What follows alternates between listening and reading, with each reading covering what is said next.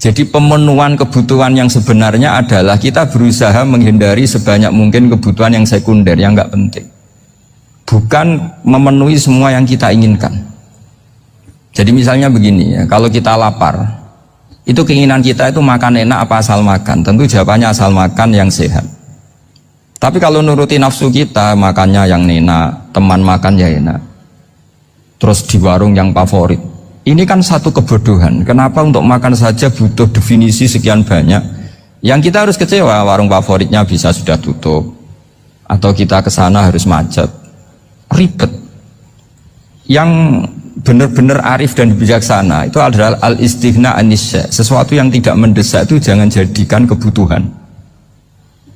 Sehingga kalau kita puasa misalnya, semua makanan itu enak karena kita sangat lapar. Sehingga Abul Qasim Al-Junaidi ketika ditanya, ma'idamu to'am, lauk makanan itu apa? Jawabannya lucu, alju, lapar. Kalau kamu lapar ya semuanya enak. Ini sudah mulai hilang. Kita bilang makan enak itu ya sate, ya gulai, ya pizza yang kita senang. Akhirnya apa? Untuk nikmati nikmatnya Allah itu kita jadi ribet. Apalagi yang orang-orang fasik harus ditemani perempuan yang tidak halal misalnya, atau harus ada ajudan, ribet. Nah pertanyaannya, orang yang ribet sama yang nggak ribet itu pinter mana? Pinter yang nggak ribet. Nah ini kearifan-kearifan yang mulai hilang. Lalu siapa yang bisa mewarisi itu? Ya ulama. Jadi ulama itu cara berpikir sebenarnya simple. Makanya mereka sering kalau tahajud itu, di antara makalah Sayyidina Ali paling terkenal dan yang menjadikan beliau punya derajat yang luar biasa itu adalah kafani izzan an takuna li robban wa kafani fakhran an akuna laka abdan.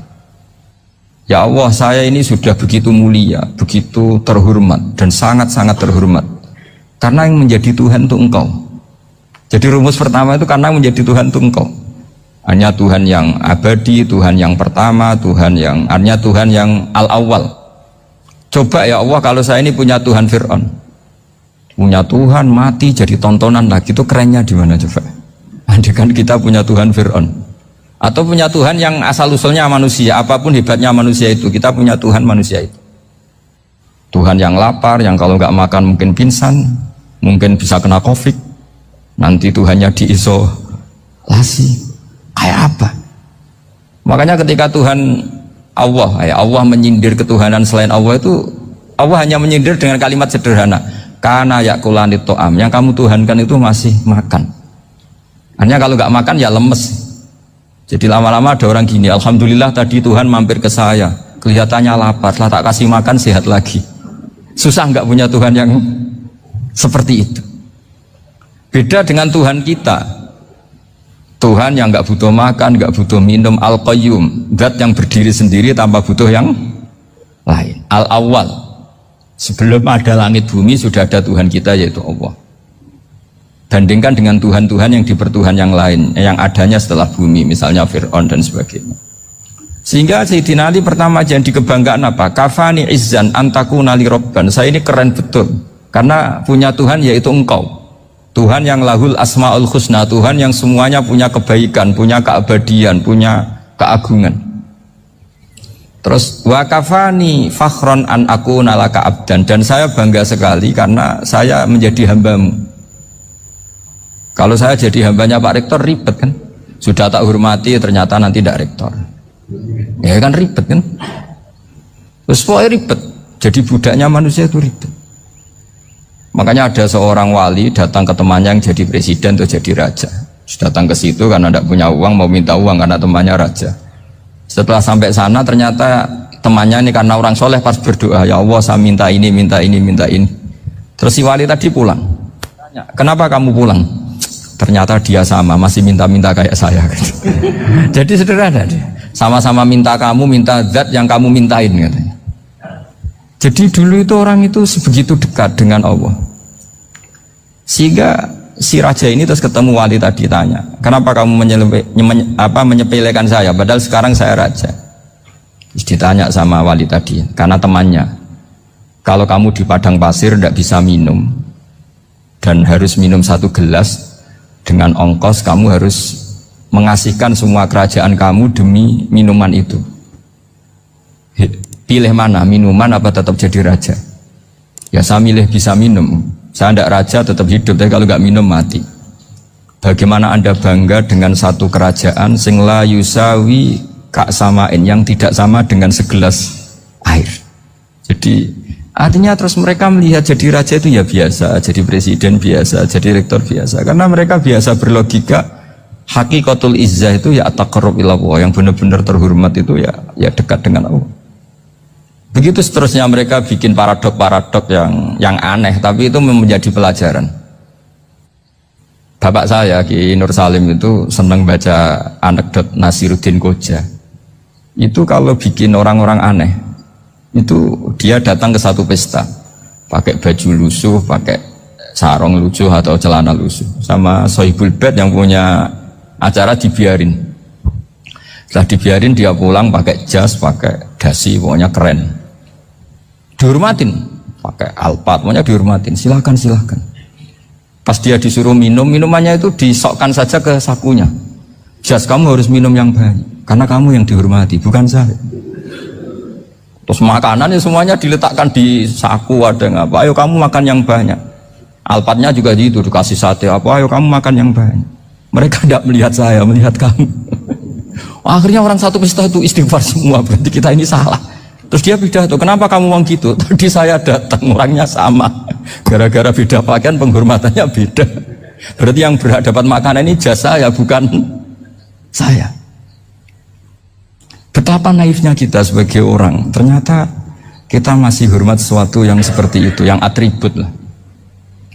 Jadi orang-orang sufi itu orang yang bisa menertawakan dunia. Akhirnya ya, pertama dia dianggap orang gila, masa jas dikasih makan, dikasih minum. Tapi secara fikih dia benar, haram dia makan. Karena pas dia datang dibiarin, setelah pakai jas dikasih makan. Berarti hakikat yang dapat rezeki siapa? Jasnya apa orangnya? Jasnya apa orangnya? Jasnya. Jadi itu orang-orang sufi, kearifan orang-orang dulu itu bisa ngelola hal-hal yang keseharian menjadi luar biasa. Ada seorang wali melihat istrinya makan satu piring, anaknya makan satu piring. Ditanya, kalian kenyang? Wah, kenyang sekali. Melihat anaknya minum kopi satu cingkir, seneng. Kalian seneng sekali. Wah, kalau seneng dengan hal-hal yang murah bisa, ngapain harus seneng dengan hal-hal yang mewah? Bodoh sekali saya. Sehingga terus mereka bisa qanaah. Qanaah itu ya hidup itu simpel, sederhana. Jadi tentu saya tidak akan ngomong yang muluk-muluk, selain itu tidak bidang saya juga apa ya. Kita ini butuh obat di kondisi Covid seperti ini, butuh kesederhanaan, butuh apa ya? Istighna tadi, kita harus istighna billah an ghairillah. Jadi sudah cukup bahwa Allah ini segalanya. Sehingga tadi saya dengarin himnenya Unisula, yang paling saya kagum adalah dimulai dengan kalimat-kalimat thayyibah. Di antara tugas suci Nabi Ibrahim dan semua nabi adalah wa ja'alaha kalimatam baqiyatan fi aqibi. Nabi Ibrahim itu nabi yang diberi gelar Allah. Dia adalah nabi yang menjadikan kalimat tauhid itu kalimat yang abadi.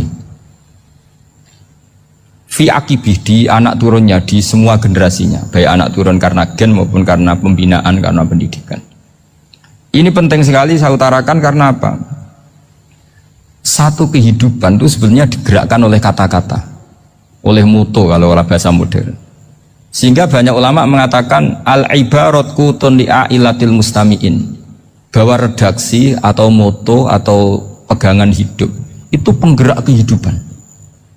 Sehingga sebetulnya manusia itu digerakkan oleh kalimah-kalimah itu, oleh moto-moto itu, oleh prinsip-prinsip hidup itu. Misalnya orang Palestina itu tiap hari ke pasar gitu. Mereka ke laut gitu. Ditanya, kenapa tidak takut tembak Israel? Jawabannya lucu. Kena tembak ya mati, nggak makan ya mati, nggak kerja ya mati. Ya sudah, sama-sama mati ya, mendingan aktivitas normal. Tapi saya tidak menyarankan itu untuk melawan COVID. Ini cerita saja. Kamu jangan provokator gitu. Karena ini wilayah sensitif. Jadi banyak orang yang poligami, kalau ditanya alasannya gitu, istri satu ya cerewet, dua ya cerewet, mendingan 4 gitu. Ya banyak ya gitu. Tapi ada yang kebalikan, istri satu cerewet saja hampir jantungan, apalagi 4, tinggal matinya kan gitu. Itu semua yang menggerakkan itu kalimat. Kalimat itu satu pegangan. Banyak orang loh yang nggak ingin jadi rektor tuh banyak loh Pak Bejo. Jangan kira semua dosen ingin jadi rektor. Melihat rektor sibuk rapat mempertahankan reputasi Unisula terus sering pegang kepala. Ngapain repot-repot? Jadi tukang sapu aja dapat gaji, ngopi, rokokan, selesai. Bodoh amat jadi rektor, mikir orang banyak. Banyak loh orang yang nggak ingin jadi presiden tuh banyak. Karena ngopi nyaman, nggak ada yang ganggu. Mau tidur sampai jam 9 siang juga gak ada yang ganggu. Sehingga mereka melihat pegawai negeri itu gak keren, orang kok diatur jam, disiplin. Itu memang cara Allah membagi rahmat. Mau kamu apakan coba? Cara syukurnya dia seperti itu. Bapak saya dulu tuh sering ngajarin saya, diajak jalan-jalan pagi-pagi. Melihat orang ngopi, makan uduk itu bapak seneng. Kok enak jadi wong awam. Ngene esuk-esuk nyemak bocah kesel kabeh kono enak ngopi rokokan. Bapak kadang iri sama orang awam itu iri. Sudah gitu berharap masuk surga kan enak sudah gitu. Tahu-tahu mati, tidak tahu ke surga apa ke neraka ya tidak tahu. Jadi nah orang dulu itu orang yang bisa mensederhanakan dunia.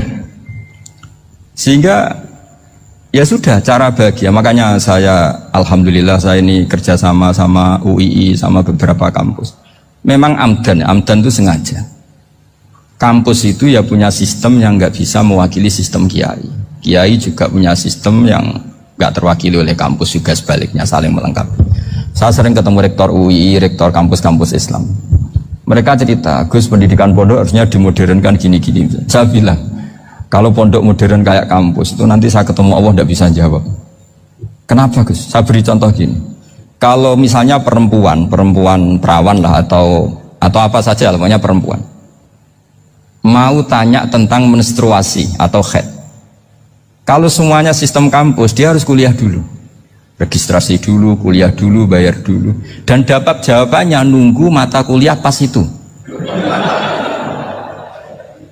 Bandingkan kalau sistem pondok, saya tuh sering ke pasar sama anak saya dicegat sama ibu-ibu, Gus, anak saya ngalami gini-gini, keluar darah terus menerus, nggak 6 hari tapi 1 bulan penuh. Itu hukumnya apa Gus ya? Nanti saya mau sowan ke jenengan. Nggak ada usah sowan di sini aja. Ya sudah, sebelum mengeluarkan darah yang rutin seperti itu biasanya haidnya berapa hari? 6 hari ya sudah ikut yang 6 hari, yang lainnya istighatsah. Ngoten tok Gus, ya udah ya. Begitu terus di masalah udhiyah, Pak. Ya coba kalau semuanya pakai sistem kampus, daftar dulu, bayar dulu. Jadi ini nggak ada jawabannya, nunggu mata kuliah itu baru dapat jawaban. Itu biasa nggak sholat bertahun-tahun karena belum ada jawaban tentang itu. Nah itu kalau misalnya orang mati, tahunya cara apa memulasara jenazah itu nunggu kuliah dulu, pas mata pelajaran itu dulu, baru menangani orang mati. Berarti orang mati itu tergeledak semua. Tapi kalau kiai kan enggak, kesini orang mati terbakar, kalau dimandiin malah badannya copot-copot, itu gimana hukumnya? Ini ada orang mati Gus Kendat, ini disolati apa enggak? Ada orang mati apa itu oplosan ya kan? Itu disolati enggak? Soal sering ditanya gitu. Gak usah registrasi Pak Rektor, gak usah registrasi, gak usah daftar, gak usah seminar. Makanya kalau orang kampus wani kiai itu ya kualat tenang gitu, karena ini yang on time ya. Tapi pondok seperti saya ya ikrar seikrar-ikrarnya. Pentingnya kampus karena melatih efisiensi waktu, disiplin, tata kelola manajemen sehingga kita ya hormat.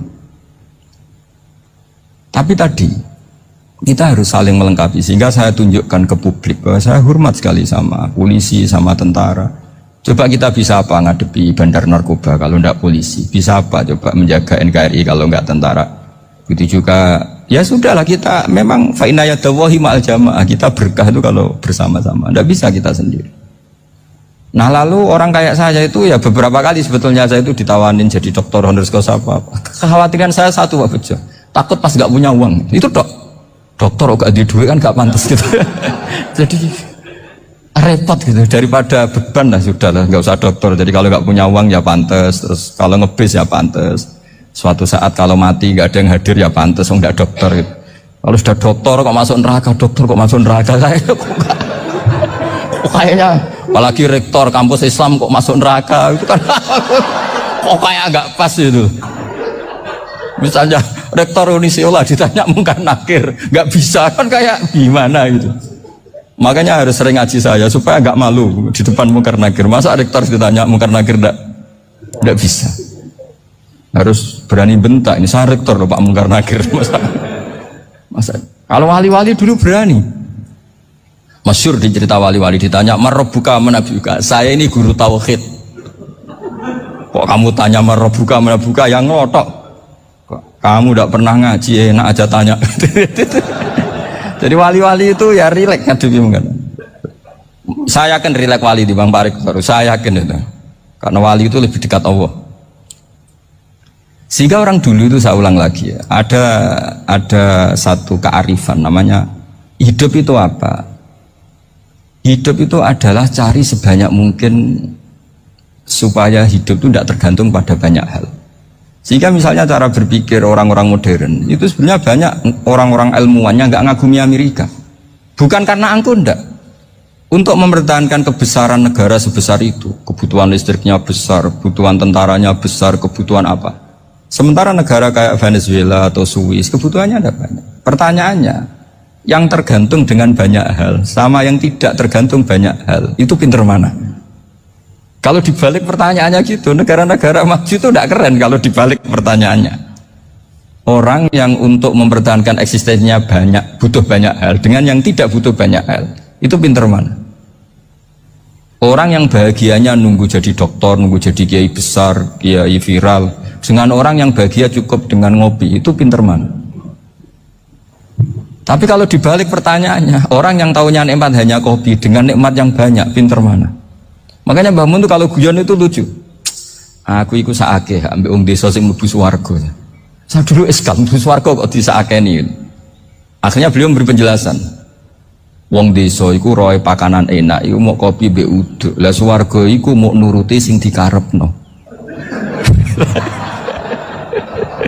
Akhirnya wis mau mangan, wis ngopi, nguduk, ngopi ora roh pakanan liyane ku ora roh.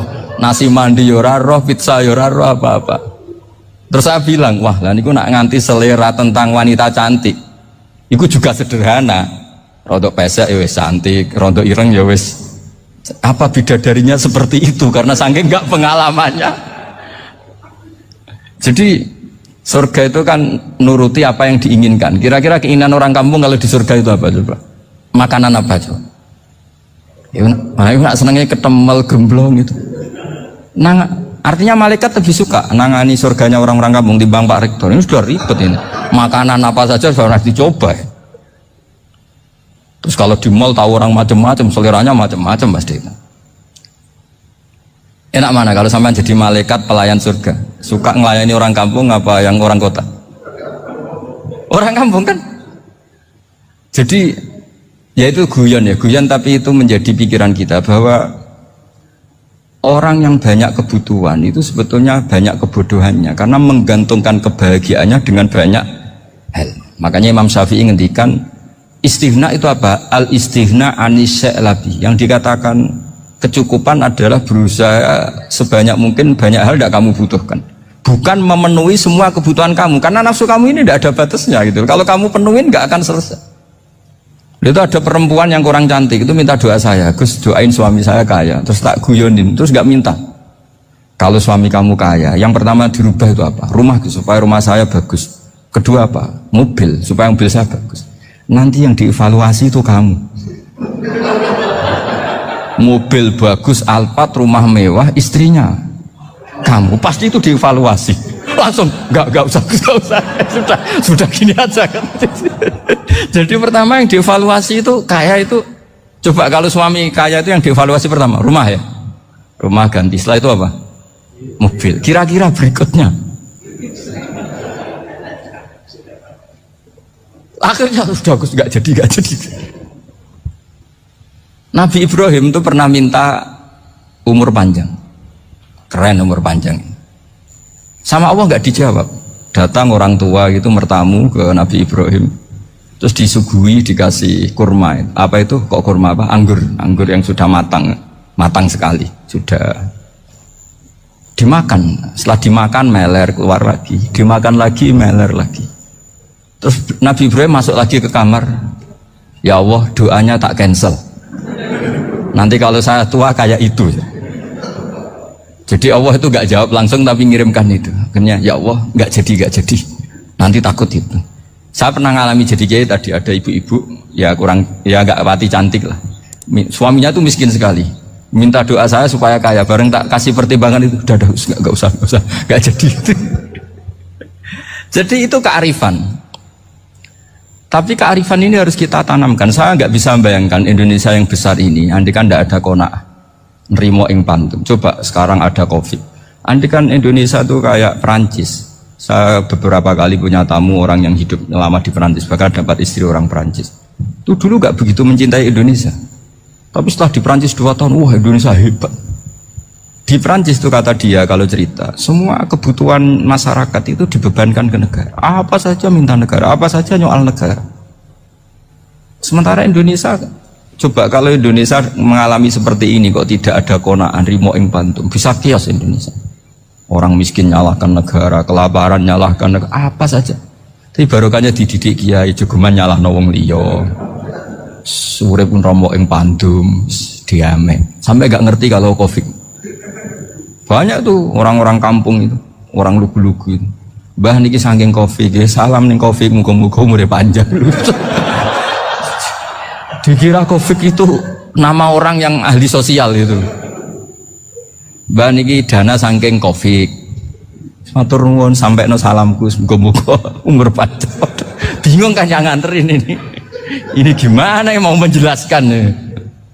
Memang nggak paham. Ribet kan. Tapi saya pastikan bahwa dengan keadaan seperti ini kita bahagia, kita stabil, itu jelas barokahnya kalimah tadi, moto tadi atau pegangan hidup tadi. Makanya disebut al-ibarat qutun li'ailatil mustami'in, bahwa redaksi atau kata-kata atau pegangan atau filosofi hidup, apalah namanya itu adalah penyemangat. Karena kata-kata ini memang luar biasa. Ketika sahabat perang demi kebenaran, zaman itu ya pasti benar karena yang dibela Nabi. Dulu itu kan enak zaman Nabi, yang dibela mesti benarnya, musuhnya mesti salahnya. Sehingga dulu itu memang harus tegas. Kalau sekarang mau tegas gimana? Yang kamu bela tidak mesti benar, musuhnya tidak mesti salah. Ribet kan kalau misalnya saya tukaran sama Pak Rektor, kamu mau bela mana kan bingung. Saya tidak mesti benar, saya tidak Nabi. Pak Rektor apalagi tidak mesti benar lagi kan? Ribet kan? Jadi kalau kita mau perang sekarang itu mau pede gimana? Enggak. Makanya banyak ulama sekarang tuh mau tegas tuh nggak berani karena ya banyak hal yang abu-abu lah wilayahnya. Misalnya pilihan presiden atau pilihan bupati, pilihan menteri. Kamu mati-matian bela itu, yang kamu bela tidak mesti benar, musuh kamu tidak mesti salah. Misalnya pilihan bupati, wah ini kabupaten ini baik kalau bupatinya ini, yang satu bilang ini, terus tim suksesnya kamu tanya, kamu yakin? Ya tidak juga. Lah kenapa semangat? Kan saya botohnya, paling alasannya ya itu aja, bukan yang lain. Beda dengan zaman Nabi, nabinya mesti benar, Abu Jahalnya mesti salah, kan enak aturan mainnya jelas. Singkat cerita dalam perang itu banyak sahabat yang alami luka, ngalami apa gitu. Kemudian curhat ke Nabi, ya Nabi gara-gara derekkan jenengan, ngikuti jenengan saya harus ngalami seperti ini. Ngiranya orang itu diapresiasi sama Allah keluhannya. Ternyata sama Allah gak diapresiasi. Malah diturunkan ayat intakunu ta'lamuna fa innahum ya'lamuna kama ta'lamun wa tarjuna minallah malah yarjun. Kalau kamu sakit karena perang, orang-orang kafir itu ya sakit, itu saja berani padahal demi kekafiran. Wa tarjuna minallah malah yarjun, padahal kamu punya nilai lebih yaitu berharap kepada Allah yang mereka tidak punya. Saya jadi kiai itu ya kadang mangkel. Karena yang benci ya benci, yang seneng itu ngel-ngel loh kayak Pak Bejo. Jadi semuanya ribet. Nah iya, yang benci ya ganggu, yang seneng ya ganggu, tambah nemen. Seribet.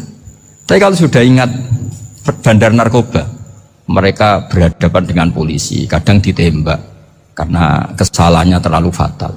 Antar persaingan mereka juga bisa tembak-tembakan karena merebut pasar narkoba. Itu saja mereka berani. Kok kita yang jadi kiai kadang dicium tangannya, dihormati gak berani, hanya takut apa ya, musibah-musibah kecil lah, atau problem-problem kecil. Lah iya, kalau kita bandingannya gitu. Kalau kamu mau tahajud kedinginan, itu masih nanti dihisab Allah itu gitu. Maling ayam itu keluar malam-malam, hanya dapat ayam. Itu gak takut dingin. Ya gak takut digebuki masa. Kamu mau tahajud saja takut dingin. Makanya nanti hisabnya orang soleh itu nanti dijajarkan orang dolim. Terus diperbandingkan. Wah itu habis kamu kalau itu. Jadi misalnya Unisola mau rapat, tapi ini malam, kalau malam dingin nanti sama masuk angin. Anak-anak pang di perapatan aja berani kamu. Kalau sudah perbandingannya gitu tuh ribet kita nanti. Makanya itu kalimat itu moto atau filosofi hidup. Sehingga diulang lagi nasihat itu. Iyam saskum korhun fakodu masal koma korhum mislu. Kalau kamu kena luka, orang-orang yang nggak benar juga akan kena luka. Itu aja berani demi ketidakbenaran. Masa kamu demi kebenaran nggak berani? Akhirnya orang itu, ya itu kalimat, itu heroik. Makanya kita ini penting ya. Makanya tadi himne Unisula dimulai kalimat thayyibah. Karena kalimat ini yang menjaga kita kalimat ini. Misalnya tentang Tuhan. Kenapa orang Islam imannya kokoh seperti ini, termasuk yang sudah hidup di Amerika, di Australia, di mana-mana. Itu ya barokahnya ajaran atau barokahnya kalimah. Saya sebut kalimah saya pakai bahasa santri. Karena la ilaha illallah itu dalam tradisi santri disebut kalimatu haqqin alaiha nahya wa alaiha namut wa alaiha nub'ats. Ada yang riwayat wa biha nub'ats insyaallah taala minal aminin. Kenapa mereka di mana-mana meskipun sekolah di Amerika, di Australia, bahkan di Uni Soviet tetap mukmin? Itu barokahnya ajaran yang benar. Allah itu siapa? Tuhan. Tuhan itu sifat dasarnya apa? Awal. Dia harus wujud awal sebelum makhluk yang lain. Sehingga ketika ada negara yang maju, yang tertib, manajemennya tertib, masyarakatnya makmur, tapi punya Tuhan yang tidak seperti itu, tidak awal, itu sudah gak nyaman. Karena ndaklah keren Tuhan saya, karena Tuhan saya itu al-awwal, zat yang pertama. Tuhan saya keren lah, zat yang nggak mati. Tuhan yang nggak mati, yang nggak pernah mengalami kematian. Sehingga tontonan atau yang dilihat kenikmatan-kenikmatan yang lain ini tidak mengubah dia pendirian tentang Tuhan. Karena mantapnya satu kalimat tadi bahwa Tuhan itu ya harus satu, harus awal, harus tidak mati, tidak rusak, tidak mengalami apa-apa yang membahayakan. Sehingga ketika ditawarin Tuhan yang lain meskipun menjanjikan secara finansial atau kemakmuran, mereka gak tertarik. Itu coba, itu barokahnya makmur apa barokahnya ajaran? Barokahnya ajaran. Sering negara Islam itu kalah makmur dengan mereka, tapi barokahnya ajaran ini tetap apa? Tetap Islam. Makanya Nabi Ibrahim, Nabi yang sukses bikin wa ja'alaha kalimatam baqiyatan fi aqibi. Sehingga kita ini bukti sama orang tua misalnya. Itu ya karena ajaran. Suwargamu itu karek wong tuamu. Nak wong tuamu ridho, Allah ridho. Nak ora ridho, Allah ora ridho. Ridho wa fi ridhol walidain wa sakhatu wa sukhtu wa fi sakhatil. Sehingga ketika ada orang tua yang agak brengsek gitu, anak-anak tetap hormat. Punya orang tua yang miskin, yang sudah miskin, tukang tombok nomor, banyak kan di kampung gitu. Ya tetap hormat. Coba kalau dari awal kita ngajari orang tua kamu hormati ya, kalau baik, kalau tidak usah, bisa geger Indonesia. Tapi barokahnya ajaran-ajaran itu Indonesia tertib karena ada ajaran. Nah ini di sini pesantren dan Unisula semua harus berkontribusi membuat ajaran yang benar itu adalah ciri utama Islam. Sehingga Islam ini dimulai dengan ajaran kalimatu haqqin alaiha nahya wa alaiha namut. Sehingga kita tenang seperti ini. Saya ini termasuk kiai yang tenang. Meskipun kata orang banyak saya ini kiai besar, tapi termasuk kiai yang paling tenang. Termasuk yang paling tenang. Karena saya ini pakai mazhab orang-orang hebat. Saya berkali-kali cerita, orang kayak Imam Syafi'i itu orang yang luar biasa. Saya berkali-kali cerita, orang yang tadi nyium tangan kamu ya Imam Syafi'i, di belakang tuh ngerasani kamu, menghujat kamu. Jawabannya enak saja. Berarti saya alhamdulillah orang yang wibawa. Buktinya di depan saya nggak berani. Jadi enteng saja. Diceritain sebagian kampung, sebagian separuh dari warga kamu itu gak suka kamu. Ya bagus lah gak suka saya, gak akan utang duit saya. Di mana-mana orang utang itu karena teman dekat. Kalau nggak seneng pasti minimal nggak utang, nggak pinjem mobil, nggak pinjem apa. Berkah mana yang seneng sama yang gede? Jadi dianggap enteng saja. Semua yang dialamin dianggap enteng saja. Misalnya punya istri pemarah, ya baguslah marahin suami. Kalau marahin tonggo malah ribet. Jadi kamu harus terima kasih kalau dimarahin istri.